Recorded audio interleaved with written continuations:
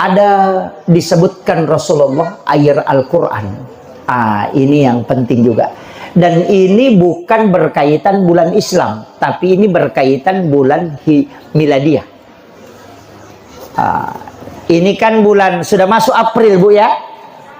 Ini yang disebut Nabi bulan Nisan. April itu disebut Nisan. Nisan itu bulan 4. Jadi Januari, Februari, Maret, April. Jadi bukan bulan Islam ya. Bulan Nisan disebut dalam hadis.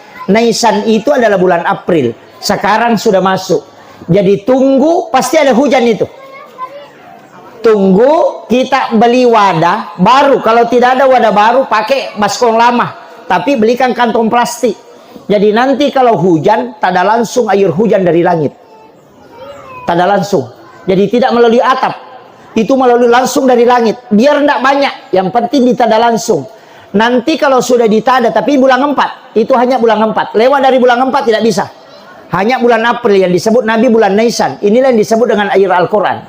Jadi tada langsung dari langit. Kemudian ambil air itu didoakan. Sholat sunnah hajat 2 rakaat. Baru di dalam kamar yang tidak ada suara-suara.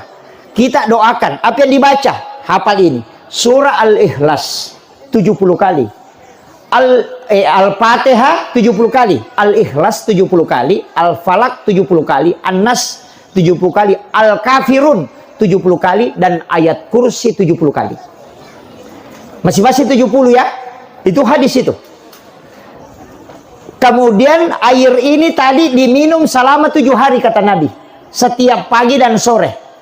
Ini fungsinya apa? Orang yang tidak punya keturunan kata Nabi itu bisa punya anak. Jadi kalau ada orang tidak punya keturunan, suruh amalkan itu. Itu yang disebut air Al-Quran. Bahkan dalam riwayat itu disebutkan, siapa yang berobat dengan air Al-Quran kemudian tidak sembuh, berarti dena gaga tawad di burai wilasana. Kau di nomoh itu. Jadi ipatimangnya ruwe. Dan saya sampaikan, bagi yang tidak sakit minum.